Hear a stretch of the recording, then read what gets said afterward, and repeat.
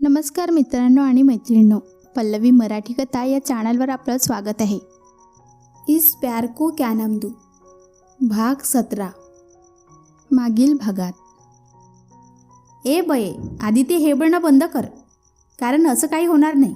रवी खूप चांगला आहे, तो सरांना काही सांगणार नाही. आणि सर काही मूर्ख आहेत का तुला कामावरून काढायला? ईशा: तुला कसं माहिती? तू तर असं म्हणतेस की जसं तू त्याला खूप आधीपासून ओळखतेस. नमूने संशयाने विचारले. आता पुढे. तसं ईशा शांत बसली. हे बघ, त्या दिवशी तो ऑफिसमध्ये सरांना भेटायला आला होता, तेव्हा मला तो भेटला. त्याच्या बोलण्यावरून तरी तो काही असं करण्यातला मला वाटलं नाही.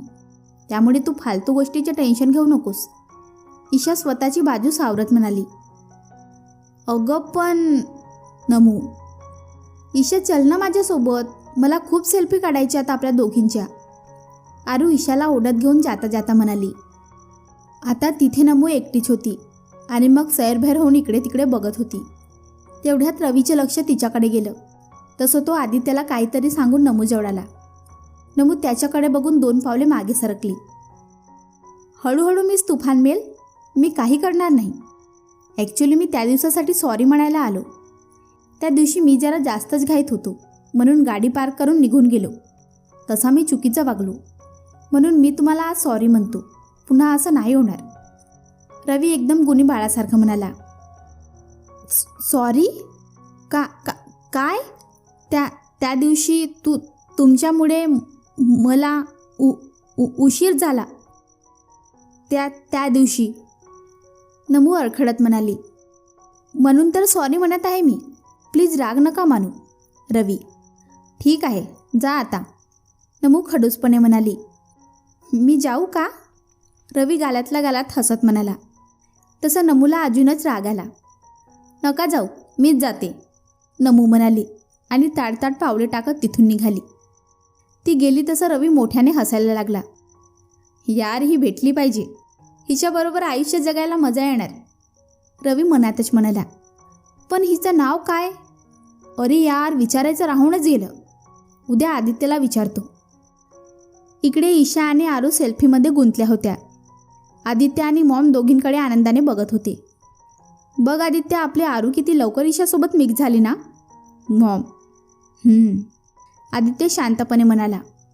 मग तुला अजूनही वाटतं ईशाच्या कोणी प्रेमात पडू शकत नाही? मॉम: मी कधी असं म्हणालो की ईशा एक चांगली मुलगी नाही? ईशा खूप चांगली मुलगी आहे, पण माझ्या मनात तिच्याबद्दल अजून तशा फिलिंग्स नाही आहेत. ठीक आहे, आदित्य खडसावत म्हणाला. फिलिंग्स नाहीत की त्या तुला समजत नाहीत? मॉम: म्हणजे? आदित्य: म्हणजे मला असं वाटतं की तुझ्याही तिच्यावर खूप खूप प्रेम आहे, फक्त ते तुला कळत नाही आहे आणि तुला ते लवकरच कळावं असं मला वाटतं. मॉम, तू जास्त विचार करू नकोस. आदित्य: पण मला तर ईशा सून म्हणून पसंत आहे. मॉम हसत म्हणाल्या आणि तिथून निघाल्या. त्या गेल्या तसा आदित्यही हसायला लागला आणि मनातच म्हणाला.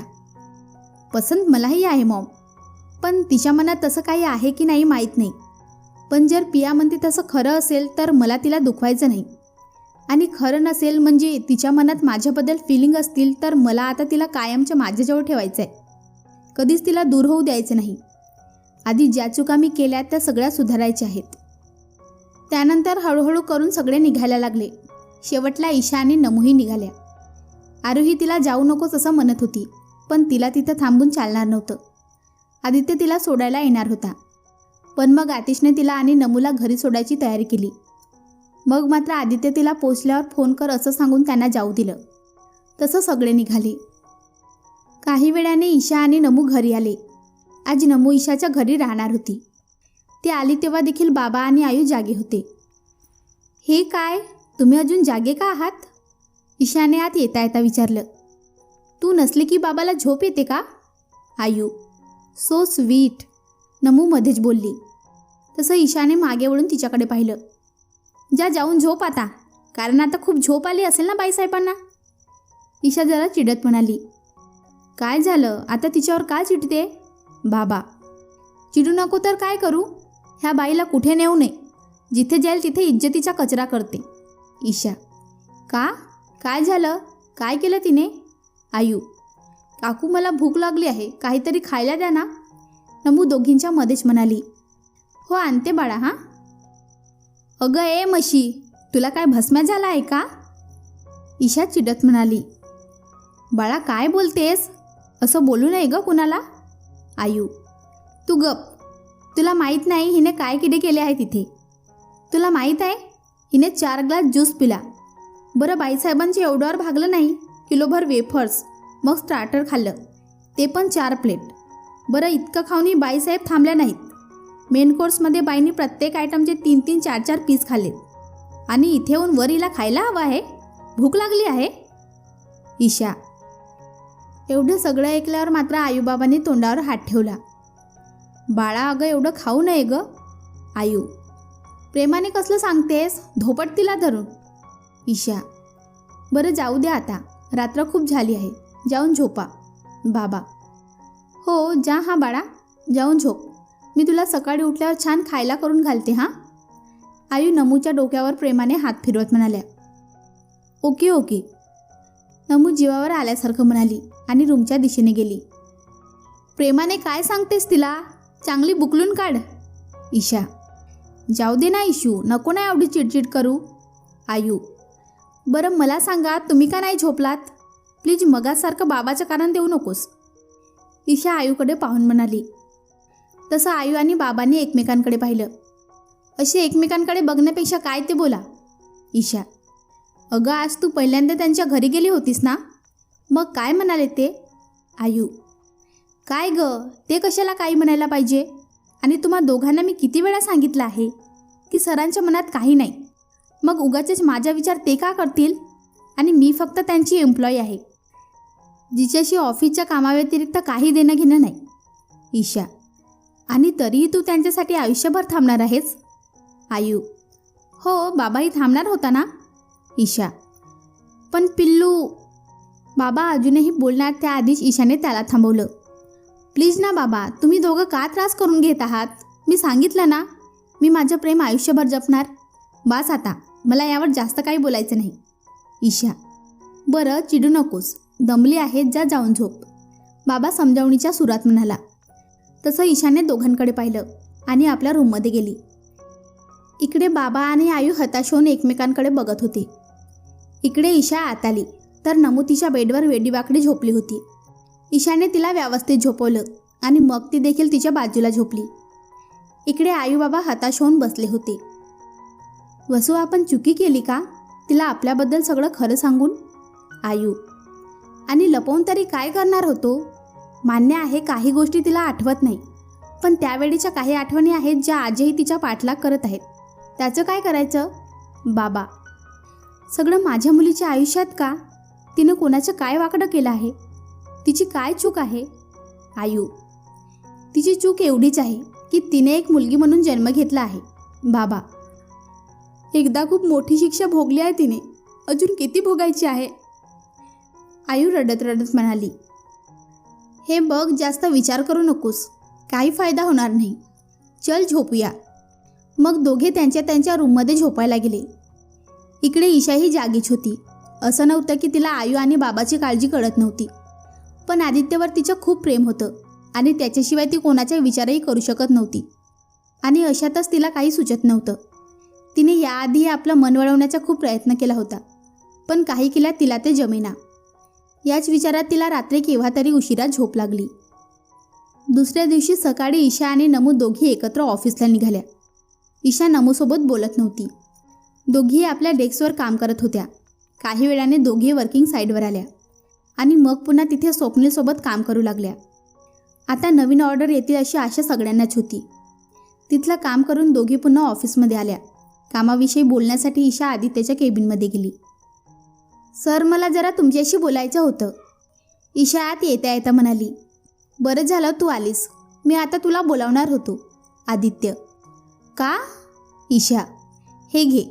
आदित्य ईशासमोर एक बॉक्स धरत म्हणाला. हे काय आहे? ईशा त्या बॉक्सकडे पाहत म्हणाली. गिफ्ट. आदित्य. पण का? ईशा. हे गिफ्ट मी नाही दिलं. आदित्य. मग कोणी दिलं? ईशाने आश्चर्याने विचारले. तुझ्या छोट्याशा गोडपरीने. आदित्य. काय? हे गिफ्ट अनुने दिलं आहे? ईशा: हो, तिच्या ईशीला थँक्यू म्हणण्यासाठी. आदित्य: पण मी हे नाही घेऊ शकत. ईशा: पण का? आदित्य: सर, हे मी कसं घेऊ शकते? मी केले ते काही उपकार नव्हते, माणुसकीचा एक भाग होता आणि हे घेणं म्हणजे उपकाराची परतफेड केल्यासारखं होईल. ईशा: ठीक आहे, नको घेऊस, पण मग अनुला काय उत्तर देऊ ते पण सांग. आदित्य: सर, ती लहान आहे, तिला काही कळत नाही, पण असं गिफ्ट घेणं मला पटत नाही.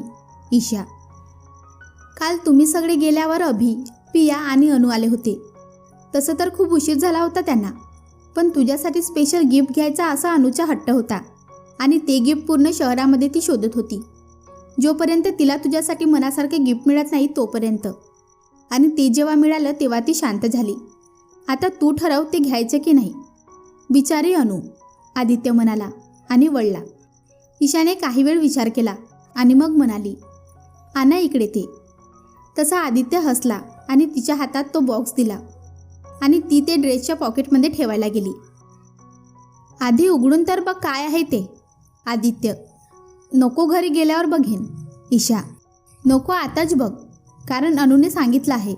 म्हणाली नाही आवडलं तर बदलून दे आणि आवडलं तर घालून फोटो काढायला सांगितलं आहे. आदित्य: ओके. आता ईशा काय बोलणार? मग तिने गुपचूप तो बॉक्स ओपन केला आणि आत पाहिलं तर एक बटरफ्लाय पॅन्डल होतं आणि पाहता क्षणी तिला ते खूप आवडलं. तिने ते पटकन गळ्यात घातलं, पण तिला ते गळ्यात घालायला जमत नव्हतं. तिने खूप वेळा प्रयत्न केला, पण तिला ते केसांमुळे जमत नव्हतं. आदित्य तिची धडपड बघत होता. मग तो स्वतः पुढे आला. ईशा, काय झालं? आदित्य: काही नाही, जरा ते अडकत आहे केसांमध्ये. ईशाने पेंडंट गळ्यात घालता घालता उत्तर दिलं. तसा आदित्य पटकन अजून पुढे आला आणि मग तिच्या नकळत त्याने तिचे केस मानेवरून बाजूला केले आणि त्याच्या स्पर्शाने ईशाच्या पाठीच्या कणा ताठ झाला. तिच्या श्वासाची गती वाढली, गालावर लाजेची लाली चढली, नकळतपणे गालावर हसू आलं. भान हरपून ती त्याच्यासोबत अनुभवत होती. त्याची बोटं हळूवारपणे तिच्या मानेवरती फिरत होती. इकडे आदित्यही तिच्या स्पर्शात हरवला होता. काही वेळाने तो भानावर आला. झालं, तो हळूच ईशाच्या कानाजवळ म्हणाला. त्याच्या बोलण्याने ईशा देखील भानावर आली आणि मग ती कसनूस असली. आदित्यने एक क्षण तिच्याकडे पाहिलं आणि हलकेच हसत म्हणाला, खूप छान दिसत आहे. आदित्य पटकन बोलून गेला. ईशाने न समजून विचारलं. ते पेंडेंट तुझ्या गळ्यात छान दिसत आहे. आदित्य: थँक्यू. ईशा. आणि मग ईशा बाहेर जायला निघाली. थांब ईशा. मागून आदित्यने ईशाला आवाज दिला.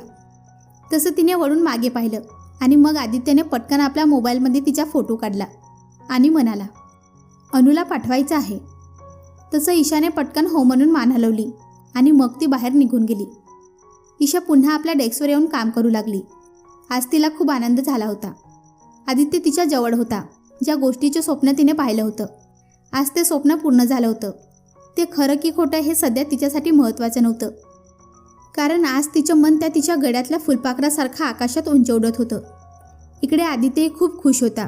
आज ईशा त्याच्या जवळ होती. आज पहिल्यांदा त्याला खूप वेगळं फील होत होतं. खूप आनंद होत होता. आज त्याला जाणवत होतं की त्याने इतक्या वर्षात खूप काही मिस केलं, काहीतरी गमावलं होतं जे आज त्याला सापडलं होतं आणि आता तो ते आयुष्यभर जपणार होता. ए इशू, प्लीज जरा बोल ना गं. सो सॉरी ना, माझं चुकलं ना, पुन्हा असं नाही करणार. काकू सांगा ना हिला. नमू आयूकडे पाहून म्हणाली. अगं बाळा, माफ कर तिला. आयू ईशाकडे पाहत म्हणाल्या. आयू, तू तर अजिबात काही बोलू नकोस. काल हिचे पराक्रम सांगून सुद्धा तू सकाळी हिच्यासाठी पराठे बनवत होतीस आणि ही सकाळी सकाळी हादरत होती. ईशा वैतागत म्हणाली. अगो इशू, तुला तर माहिती आहे ना की मला खायला किती आवडते ते, आणि चमचमीत खायला तर जास्त आवडतं. आणि त्यात काकू सकाळी सकाळी पराठे बनवत होत्या. मला तर वासानेच भूक लागली आणि मला राहावलं नाही. नमू लहान मुलासारखे क्यूट फेस करून म्हणाली. मग खा ना, खायला कोणी नाही म्हणत नाही, पण वेळ जागा बघून खा ना. एवढंच म्हणणं आहे माझं. गेल्यावेळी त्या रस्त्यावरची भेल खाल्ली होती. फूड पॉयझन झालं होतं तुला. 2 दिवस ॲडमिट होती तू. आठवतंय ना तुला? त्यावेळी आमची काय अवस्था झाली होती माहीत आहे तुला?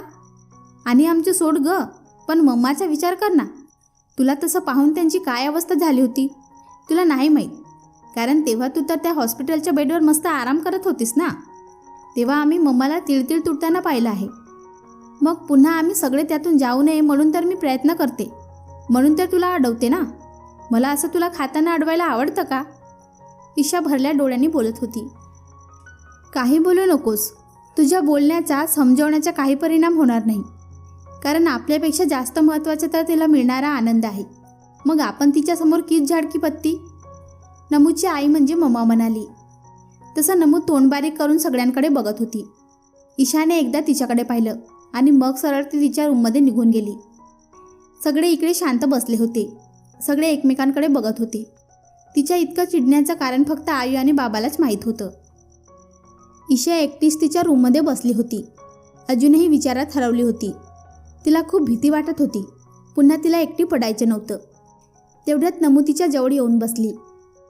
सॉरी ना गं इशू, प्लीज बोल ना. मला माहीत आहे मी चुकले, म्हणून तर तुझी माफी मागते ना. पुन्हा असं नाही होणार. प्लीज मला माफ कर. नमू. तसं ईशाने एकदा तिच्याकडे निर्विकार चेहऱ्याने पाहिलं. मी तुझ्यासाठी फिश करी आणली आहे मम्माच्या हातची. तू जर ती खाल्लीस ना तर मी समजेन की तू मला माफ केलंस. आणि मग नमू तिथून उठून निघून गेली. ईशा खूप वेळ एकटीच बसून होती. खूप रडू येत होतं तिला. काय करावं कळत नव्हतं. इतक्यात एक थंड हात तिच्या खांद्यावर पडला आणि तिने दचकून त्या दिशेला पाहिलं तर तिथे बाबा आणि आई उभे होते. बाबा पटकन तिच्या जवळ बसला. तिच्या डोक्यावर प्रेमाने हात फिरवून म्हणाला, बेटा, अजून किती झाल्या गोष्टीचा त्रास करून घेणार आहेस? त्रास करून घेत नाही मी बाबा, होतो. बाबा, आता मला माणसांना गमवायची खूप भीती वाटते. आधी आजोबा गेले, ज्यांना मी कधी पाहिलंच नाही, ज्यांच्याबद्दल ऐकूनच मी मोठी झाले. पण नेहमी त्यांना भेटण्याची, पाहण्याची ओढ होती. आणि जेव्हा त्यांना भेटायचा योग आला तेव्हा ते गेले, मला न भेटताच. त्यानंतर एवढी वर्ष जी आमची मैत्रीण आमच्यासोबत होती ती अचानक एका ॲक्सिडेंटमुळे आम्हाला कायमची सोडून गेली. बरं, ते झालं तर झालं. आम्ही त्यातून कशा तरी स्वतःला सावरलं.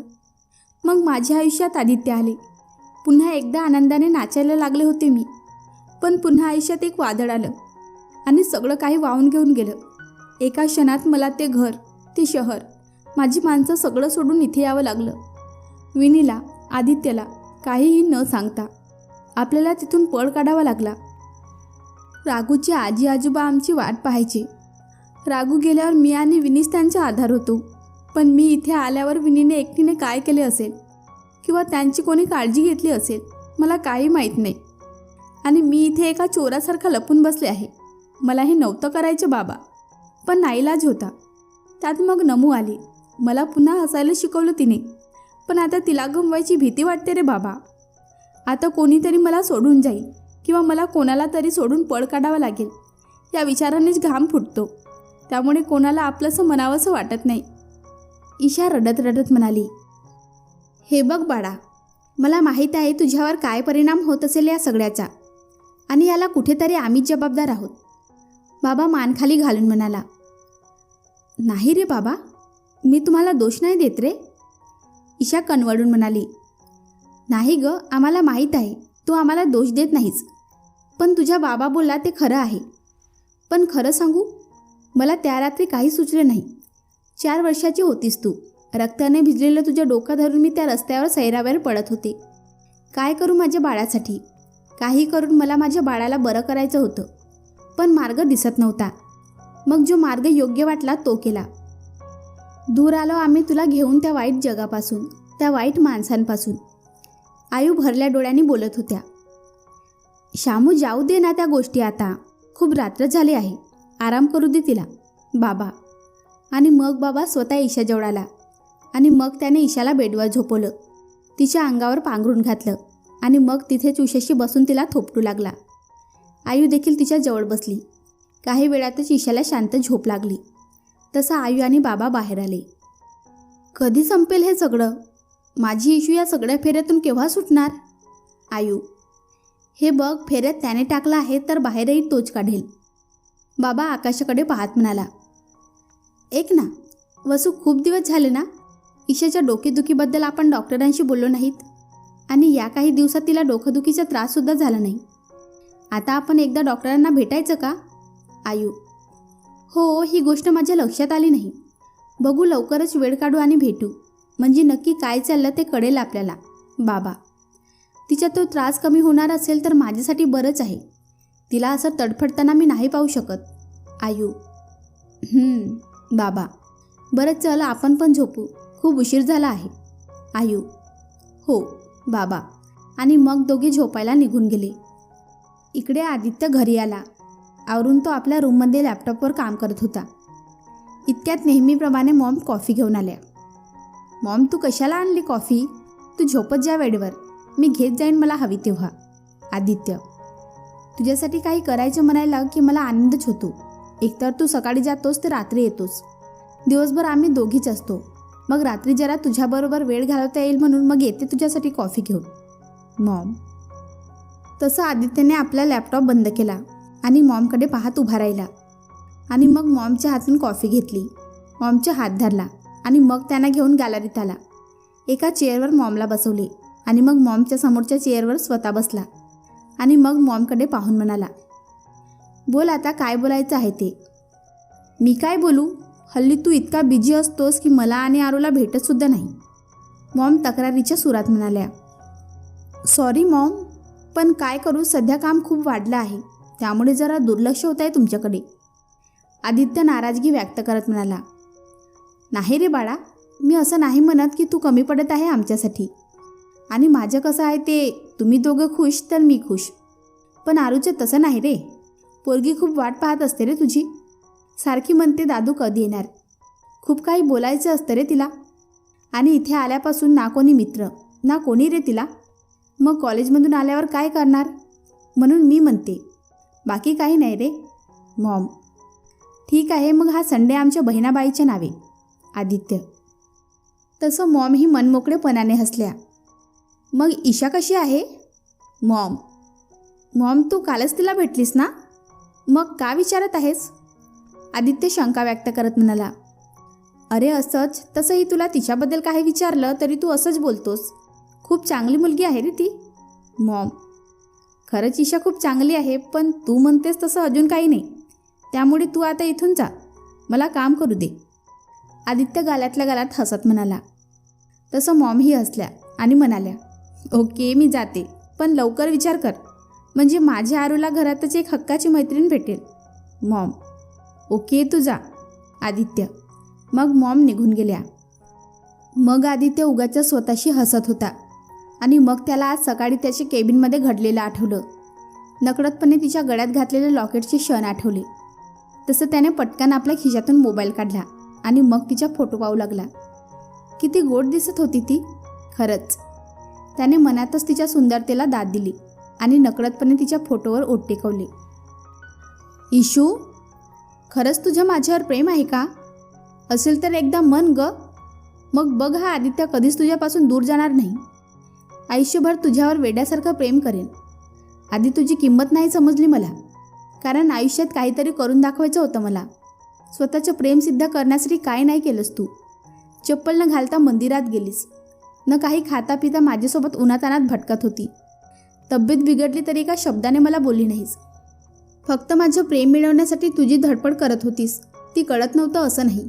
पण त्यावेळी मला माझ्या भविष्याचा विचार करायचा होता आणि म्हणून त्यावेळी तुझं प्रेम दिसत असूनही मी तुला जाणीवपूर्वक माझ्यापासून दूर करत आलो.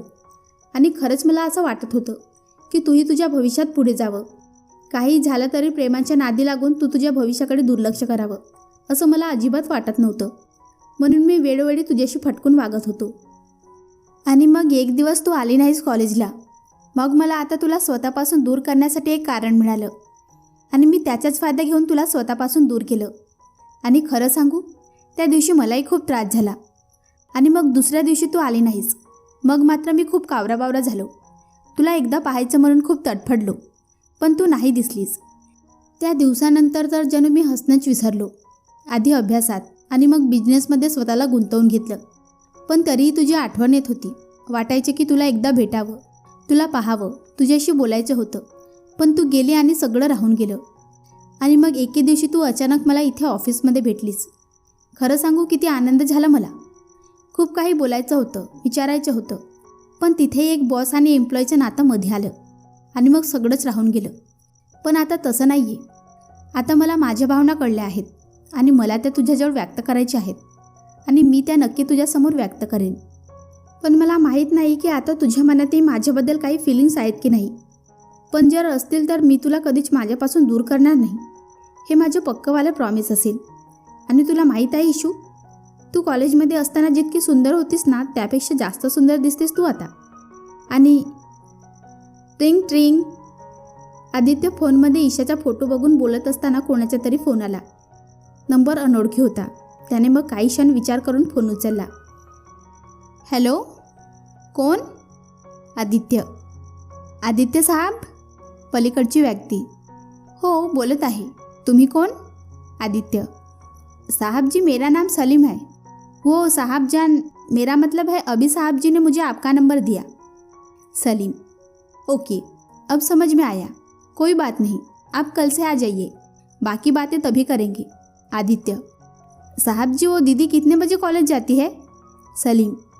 दीदी म्हटल्यावर आदित्य जरा बुचकाड्यात पडला, पण क्षणात त्याला आठवलं की तो आरूबद्दल बोलत आहे. मग आदित्य म्हणाला, वो 8 बजे कॉलेज जाती है.